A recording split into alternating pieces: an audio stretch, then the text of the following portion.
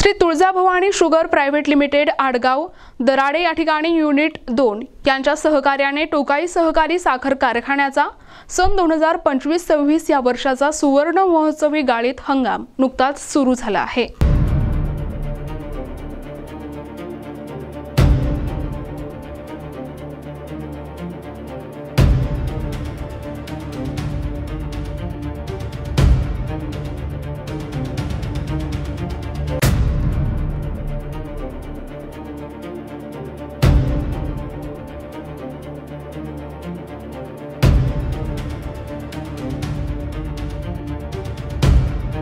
या निमित्ताने आयोजित मोळी पूजन समारंभ आमदार राजूभैया नवघरे यांच्या हस्ते मोठ्या उत्साहात पार पडला। या सोहळ्याला कारखान्याच्या चेअरमन भावनाताई बोर्डीकर, आमदार यशवंत तात्या माने तसेच मुंजाजीराव जाधव, विलास नादरे, सुनील बागल, देवानंद नरवाडे, जगदेराव साळुंखे, विठ्ठलराव कराळे आणि रावसाहेब कराळे या प्रमुख मान्यवरांची उपस्थिती लाभली। याशिवाय कारखान्याचे कार्यकारी संचालक P G Gaikwad, chief engineer B C Deshmukh, chief K R M Kadam यांच्यासह मोठ्या संख्येने ऊस उत्पादक शेतकरी, ऊस तोडणी ठेकेदार, वाहतूकदार आणि कर्मचारी वर्ग, अधिकारी यावेळी उपस्थित होते।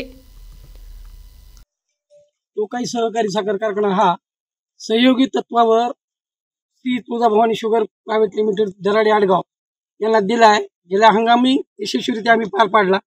चालू हंगामात आमचं 3.5 लाख मेट्रिक टन गाळपाचं उद्दिष्ट ठरलेलं आहे।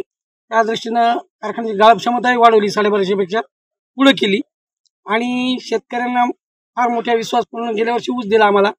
चालू हंगामातही चांगला दर देऊन एफआरपी प्रमाणे लवकर पेमेंट एकरकमी देण्याचा विचार करत आहोत। किती दिवसात कारखाना चालू आहे?